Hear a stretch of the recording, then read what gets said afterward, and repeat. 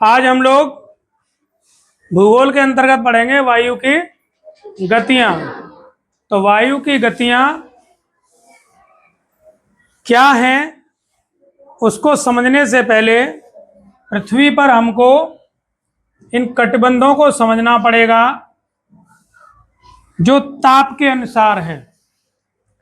देखिए इस चित्र में गौर से देखें कि एक पट्टी पूरी लाल है, एक ग्रीन है और एक कैसी है, ब्लू। अब इस ब्लू में देखिए एक ब्लू ऊपर है और एक ब्लू नीचे है, एक ग्रीन ऊपर है और ग्रीन नीचे है। और ये जो रेड वाली है, अगर आप इस पृथ्वी को दो हिस्सों में बांटें तो आप देख रहे हैं कि ये लगभग आधा रेड ऊपर है और आधा नीचे। तो यहाँ पर ये जो पृथ्वी को दो हिस्सों में बांटती है जो रेखा, उसको हम कहते हैं विषुवत रेखा। विषुवत रेखा से ऊपर उत्तरी ध्रुव तक का जो भाग है उसको हम कहते हैं उत्तरी गोलार्ध, और विषुवत रेखा से दक्षिणी गोलार्ध की तरफ का जो भाग है आधा, उसको हम कहते हैं दक्षिणी गोलार्ध। ठीक है, यहां तक बात क्लियर। अब देखिए सूर्य जो है वर्ष भर कर्क और मकर रेखा के बीच में गति करता है। तो अब यहाँ ये गौर से देखें कि यह जब कर्क की तरफ जाता है तो उत्तरी गोलार्ध में मौसम गर्म होता है और दक्षिणी गोलार्ध ठंडा होता है। जब सूर्य दक्षिणी गोलार्ध की तरफ जाता है तो उत्तरी गोलार्ध में ठंड का मौसम होता है और दक्षिणी गोलार्ध में गर्म होता है। ठीक है, उस हिसाब से देखें तो केवल कर्क और मकर के बीच में पूरे साल सूर्य के घूमने के कारण या गति करने के कारण कर्क और मकर के बीच में मौसम वर्ष भर गर्म रहता है। इसलिए इस चित्र में हमने रेड पट्टी से दिखाया है कि ये वर्ष भर मौसम कैसा रहता है, गर्म रहता है। और कर्क रेखा से आर्कटिक वृत्त मतलब 23.5 डिग्री उत्तरी अक्षांश से लेकर 66.5 उत्तरी अक्षांश के बीच में का जो क्षेत्र है वो कैसा होता है, वो गर्म और ठंडे के बीच का होता है। इसलिए उसको शीत प्लस उष्ण शीतोष्ण कटिबंध की श्रेणी में रखा जाता है। और आर्कटिक वृत्त से ऊपर चूंकि वर्ष भर मौसम ठंडा रहता है तो उसको हम शीत कटिबंध के अंतर्गत रखते हैं। उसी प्रकार से दक्षिणी गोलार्ध में 23.5 दक्षिणी अक्षांश जो मकर रेखा है उससे लेकर 66.5 अंटार्कटिक, देखिए 66.5 अंटार्कटिक वृत्त के बीच में मौसम कैसा रहता है, शीतोष्ण रहता है। और 66.5 से लेकर दक्षिणी ध्रुव 90 तक मौसम ठंडा रहता है। इसलिए उस कटिबंध को भी क्या कहते हैं, शीत कटिबंध कहते हैं। पहली बात ये समझ में आई। अब इससे जो समझ में आएगा वो ये चीज समझ में आएगी कि इन शीत कटिबंधों की वजह से जो वायु है वायु का वायुमंडल में का जो लेवल है कम या ज्यादा। तो विषुवत रेखा पर चूंकि देखिए अभी हमने ये देखा कि विषुवत रेखा पर चूंकि सूर्य ज्यादा गतिमान रहता है या तो ऊपर या उसके नीचे, तो वहां मौसम 12 महीने गर्म होने की वजह से गैसें ऊपर उठ जाती हैं। और ऊपर गैसें उठने की वजह से हमने वायुमंडल वाले भी चैप्टर में पढ़ा कि वायु दाब कम होने की वजह से या गैसें ऊपर उठने की वजह से विषुवत रेखा पर क्षोभ मंडल की ऊंचाई लगभग 22 किलोमीटर ऊपर तक होती है, जबकि वही ऊंचाई ध्रुवों पर केवल 8 किलोमीटर रह जाती है। अब चूंकि ध्रुवों पर वायु नीचे ही रहती है तो वायु का जो दाब है वो ध्रुवों पर अधिक होता है, और विषुवत रेखा पर चूंकि वो ऊपर उठ जाता है तो वहां वायु का दाब कम होता है। अब गैसों के विसरण के नियम से वायु हमेशा उच्च दाब से निम्न वायु दाब की ओर बहती है। क्लियर? जैसे आपने देखा होगा अगर घर में जो गैस का सिलेंडर आता है, अगर आप उसके नोजल को किसी से अगर आप प्रेस करते हैं तो सिलेंडर में चूंकि ज्यादा दबाव की गैस भरी होती है तो उसमें से गैस निकल के बाहर की तरफ आती है, जबकि बाहर से गैस उसके अंदर नहीं जाती है ना। इसका मतलब है कि उच्च दाब सिलेंडर के अंदर है तो सिलेंडर में से बाहर निकल के आती है निम्न दाब की ओर। तो उच्च दाब से वायु का निम्न दाब की ओर चलना ही हवा का बहना कहलाता है, और इसको भूगोल की भाषा में पवन भी कहा जाता है। क्या कहते हैं इसको? पवन। ठीक है, तो इसका मतलब यह है कि वायु का उच्च दाब से निम्न दाब की ओर बहना पवन या हवा कहलाता है। अर्थात पृथ्वी के धरातल पर वायु की क्षैतिज गति को पवन या हवा कहते हैं। अब पवन की दिशा कैसे डिसाइड होती है वो देख लीजिएगा। पृथ्वी के धरातल पर पवनों की दिशा पृथ्वी के विभिन्न भागों में अलग अलग वायु दाब, हमने अभी चित्र में ये पढ़ा कि जहां टेम्परेचर कम होगा वहां वायु दाब ज्यादा होगा, जहां संक्रमण होगा दो प्रकार के तापों का वहां भी वायु दाब अधिक होगा। तो वायु दाब अलग अलग होने की वजह से और पृथ्वी की घूर्णन गति पर निर्भर करता है। भाई पृथ्वी भी तो घूम रही है, 23.5 डिग्री पर पृथ्वी ऐसे झुकी हुई होती है, तो जब वो घूमती है तो उसके आधे गोलार्ध में हवाओं की गति एक दिशा में हो जाती है और दूसरे की, चूंकि वो घूम के ऐसे आती है तो दूसरे गोलार्ध में वही दिशा उसकी वायु की उल्टी हो जाती है। ठीक है, देखिए पृथ्वी अपनी धुरी पर पश्चिम से पूरब की ओर, जैसे घड़ी यूं चलती है तो पृथ्वी कैसे घूमती है? ऐसे पश्चिम से पूरब की ओर घूमती है, जिससे पवन की गति में विक्षेप होता है, मतलब मुड़ना होता है। भाई पृथ्वी घूम रही है तो उसके आसपास जो वायुमंडल है वो भी तो साथ में घूमता है, तो उसमें जो घूमना है, मुड़ना, जो पृथ्वी पर जो वायु है उसकी गति में विक्षेप होता है और उसकी वजह से पवन की दिशा में बदलाव होता है, और इस बदलाव लाने वाले बल को विक्षेप बल या कोरियोलिस बल कहते हैं। आप केवल इतना ही याद रखें अपने लेवल के हिसाब से कि विक्षेप बल कहते हैं। कोरियोलिस ने इस चीज को मतलब याद किया था, तो उसके नाम पर इसको कोरियोलिस बल भी कहते हैं। पवन की गतियों से संबंधित देखिए फेरल का नियम क्या है। विक्षेप बल के कारण पृथ्वी के उत्तरी गोलार्ध में पवनें दाईं ओर, मतलब पश्चिम, देखिए यहां पर इस गोलार्ध को देख लीजिए, यहां देखिए छपा हुआ ये चित्र में, इस चित्र को देखिए, ये आधा गोलार्ध ऊपरी उत्तरी गोलार्ध और नीचे का दक्षिणी गोलार्ध। अब ये चूंकि ऐसे झुका हुआ है, जब ये घूमती है, जब पृथ्वी घूमती है तो ये पवनें देखिए ऐसे चलती हैं, ऐसे, और इसमें दक्षिणी गोलार्ध में ऐसे चलती हुई नजर आती हैं, ऐसे। ठीक है ना, तो दक्षिणी गोलार्ध में बाईं ओर मतलब पूरब की ओर मुड़ जाती हैं, इसे फेरल का नियम कहते हैं। ये पृथ्वी जब घूमती है तब देखते हैं कि आधे गोलार्ध में अब जो पवन की गति है वो इधर है पश्चिम की ओर, और दक्षिणी गोलार्ध में वो पूरब की ओर हो जाती हैं।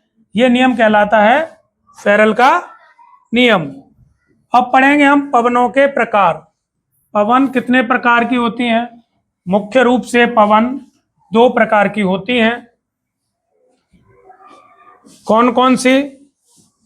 पहली है स्थायी पवन, परमानेंट, और दूसरी है अस्थायी, टेम्परेरी।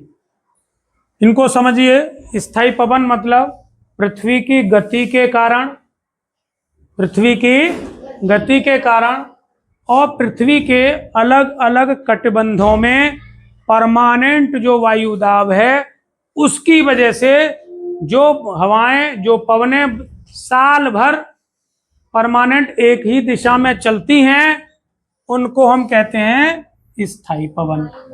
समझ में आया? पृथ्वी एक ही उसमें घूमती है दिशा में। पृथ्वी के जो कटिबंध है, जैसे उष्ण कटिबंध है, शीतोष्ण कटिबंध है, शीत कटिबंध है, तो ये इसके इन क्षेत्रों में वायु का दाब हमेशा परमानेंट फिक्स होगा एक तरह का। तो इन वायु दाब के कारण और पृथ्वी की गति के कारण, मीन्स घूर्णन गति के कारण, जो परमानेंट जो दाब रहता है उनकी वजह से जो पवनों की गति रहती है वो कहलाती है स्थायी पवनें। ये 3 प्रकार की होती हैं, व्यापारिक पवनें, पछुआ पवनें और ध्रुवीय पवनें। ध्रुवीय पवनें, इनको हम लोग डिटेल में भी पढ़ेंगे अभी। दूसरी हैं अस्थायी पवनें। अस्थायी पवनें मतलब ये क्षेत्र विशेष में चलती हैं और जलवायु परिवर्तन के हिसाब से भी बदल जाती हैं। जैसे अभी जब जून में सूर्य कर्क रेखा पर होता है तो यहाँ गर्म होता है मौसम, तो उस गर्मी की वजह से यहाँ पर पानी का वाष्पीकरण होता है और बादल बनते हैं, तो बारिश होती है और उस समय हवाएं चलती हैं। ठीक, जब मानसून आता है तो मानसून की हवाएं आंधी अलग आती हैं, और वही जब दक्षिण में जब चला जाता है, कब, दिसंबर में, जब वहां पर पहुंच जाता है मकर रेखा पर, तो ऊपर ठंड होती है, तो यहाँ ठंडी हवाएं जब चलती हैं तो वो सर्दियों के मानसून की वजह से। तो अस्थायी पवन, जैसे मानसून समय समय पर बदलते हैं, तो मानसूनी पवनें जो होती हैं ये टेम्परेरी होती हैं। अभी गर्मियों में जो चल रही हैं वो सर्दियों में ये हवाएं नहीं चलेंगी, और जो सर्दियों में चलती हैं वो गर्मियों में नहीं चलती हैं। ठीक है, तो ये मानसूनी पवनें 2 प्रकार की हैं, ग्रीष्मकालीन और शीतकालीन। एक सेकंड रुकना। तो ग्रीष्मकालीन मानसून और शीतकालीन मानसून, दोनों मानसूनों में अलग अलग प्रकार की पवनें चलती हैं। और कुछ होती है स्थानीय पवनें, ये कुछ क्षेत्र विशेष में कुछ खास जलवायु के टाइम पर ही जनरेट होती हैं, अलग क्योंकि वहां पर एक अलग प्रकार का दबाव, जो वायु दाब है वो, और ताप दोनों का मिश्रण बनता है, तो कुछ अलग टाइप की हवाएं चलती हैं, वो कहलाती हैं स्थानीय पवनें। ये स्थानीय पवनें देखिए अलग अलग देशों में अलग अलग नामों से जानी जाती हैं। जैसे देखिए स्थानीय पवनें, जैसे कि चिनूक, ये अमेरिका में चलती है, सिरोको ये इटली में चलती है ना, ये बोरा ये कहाँ पर है, भूमध्य सागरीय क्षेत्र में, और ये लू कहाँ चलती है, ये हमारे यहाँ चलती है। गर्मियों में जब भयंकर गर्मी जब पड़ती है और गर्म गर्म हवाएं चलती है, तो हमारे यहाँ क्या बोलते हैं उनको, लू चल रही है, मतलब उन गर्म हवाओं का नाम क्या रखा गया यहाँ पर, लू। ठीक है ना, तो यहाँ पर इस वाले पार्ट में थोड़ा थोड़ा सा हम समझने का देखो और प्रयास करते हैं। स्थायी पवनें वही ये वर्ष भर चलने वाली पवनें हैं, इनकी गति और स्थायी वायुदाब, पृथ्वी की गति और स्थायी वायुदाब के कारण एक ही दिशा में चलती हैं हमेशा, इसीलिए इनको ग्रहीय पवनें भी कहते हैं। ये याद रखिएगा, स्थायी पवनों को ग्रहीय पवनें भी कहते हैं। क्यों? क्योंकि वो ग्रह की गति के कारण और ग्रह पर उपस्थित परमानेंट जो वायुदाब है क्षेत्र में, उसके हिसाब से चलती है। ठीक है ना, ये 3 प्रकार की होती है, वही व्यापारिक, पछुआ और पवनें। अब इनको थोड़ा सा हम पढ़ते हैं। देखिए व्यापारिक पवनें, देखिए ये बहुत पुराना नाम है व्यापारिक, ऐसा नहीं है कि ये हवाएं व्यापार करती हैं, नहीं, असल में क्या है, इसको देखो यहाँ पर चित्र के माध्यम से पहले समझें, तब आपको ज्यादा अच्छे से समझ में आएगा। ये देखो यहाँ चित्र में समझें कि देखिए विषुवत रेखा से 5 डिग्री ऊपर 5 डिग्री नीचे जो ड्रमडोल वाली जो होती है अवस्था, या ड्रमडोल वाला जो क्षेत्र है, 5-5, 0 से 5 ऊपर 5 नीचे, 10 डिग्री की जो बेल्ट है, यहाँ भयंकर गर्मी पड़ती है। इस वजह से यहाँ पर कैसा होता है, निम्न वायुदाब होता है, और इससे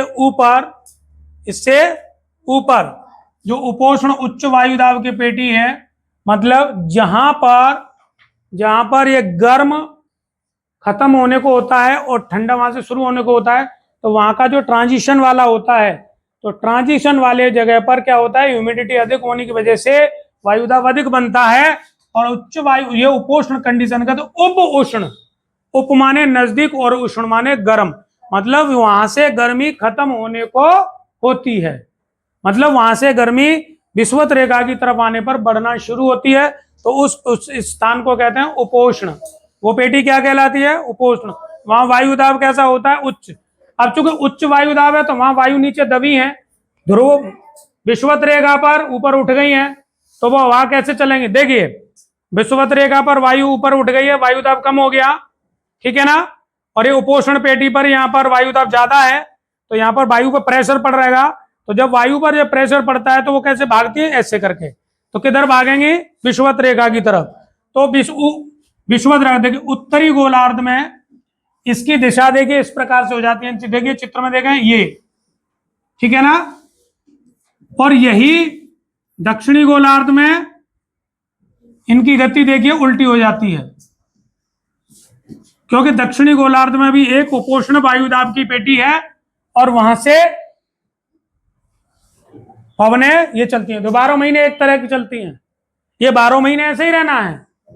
तो अब क्या है कि ये हवाएं जो ऐसे चल रही हैं, तो पुराने जमाने में जो व्यापारी लोग होते थे, जो पाल वाले जो जहाज होते थे, पाल जानते हो, जो पाल नहीं जानते, गांवों में पल्ली बोलते हैं, पल्ली जिसमें भूसा भर के लाते हैं, ऐसा होता है ना चद्दर सी, पल्ली बोलते हैं उसको। तो वो पल्ली जो लगाते हैं ना, अगर आप उसको ऐसे हवा चल रही हो ऐसे रास्ते में अड़ा दो तो क्या होगा, वो हवा से उड़ेगी, होता है ना।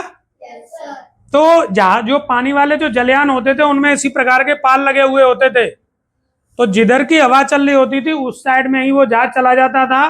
तो जब वो ये हवाएं चल रही होती थी तो उस समय वो लोग व्यापार करने के लिए निकलते थे, समझ में आया। तो इसीलिए पुराने समय में इन हवाओं की मदद से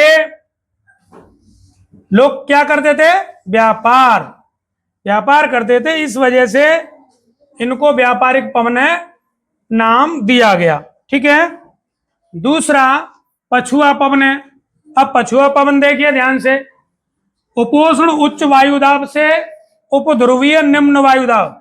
अभी देखा आपने को उपोष्ण वाली जो बेल्ट है वहां पर उच्च वायुदाब है, तो ध्रुवों की तरफ जाएंगे तो ध्रुवों के नजदीक उपध्रुवीय, वहां निम्न वायुदाब की पेटी होगी, तो उस तरफ पवनें जाएंगी। इनको बोलते हैं ये जो देखिए इनकी दिशा उत्तरी गोलार्ध में दक्षिण पश्चिम से पूरब की ओर, तो पश्चिम से पूरब की ओर हैं, इसलिए इनको क्या कहते हैं। और यहां देखिए ये दक्षिणी गोलार्ध में उत्तर पश्चिम से दक्षिण पूरब की ओर, इसलिए इनका नाम पछुआ पवन रखा जाता है। ये देखो ये पश्चिम की तरफ जो पृथ्वी की गति है उस साइड में ये उपोष्ण उच्च वायुदाब की पेटी है, और इससे ऊपर उपध्रुवीय निम्न वायुदाब की पेटी है, नजर आ रही है ना। तो अब ये हवाएं किधर जा रही हैं, पश्चिम की तरफ। उत्तरी गोलार्ध में देखिए उत्तर पश्चिम की तरफ, और ये यहां पर जो घूमेंगे तो ये पूरब की तरफ, समझ में आया। अब तीसरी है फिर ध्रुवीय पवनें। अब यहां ध्रुवीय पवनें देखो एक से ही समझा दे रहा हूं मैं, उत्तरी जो ध्रुव में है वही दक्षिणी ध्रुव में उसका उल्टा होगा। देखिए 60 से 65 के बीच का जो उपध्रुवीय निम्न वायुदाब की पेटी है, और ध्रुवों पर कैसा होता है, उच्च वायुदाब होता है, तो वहां से पवनें निम्न वायुदाब की उपध्रुवीय निम्न पेटी की तरफ जो चलेंगे, उपध्रुवीय निम्न वायुदाब की पेटी की तरफ आएंगी हवाएं। तो दक्षिण में भी ऐसा ही होगा, देखो दक्षिण में देख लो, यहां ध्रुवों पर कैसा है दाब, कैसा है, उच्च वायुदाब, और उपध्रुव में कैसा है, निम्न वायुदाब। तो हवा किधर बहेगी, उच्च वायुदाब से निम्न वायुदाब की ओर। तो ये देखिए ये ठीक है, तो ये हमारी कहलाती है ध्रुवीय पवनें। तो इस चैप्टर में इस भाग में हमने पढ़ा स्थायी पवनों के बारे में। सेकंड पार्ट में हम पढ़ेंगे अस्थायी पवनें।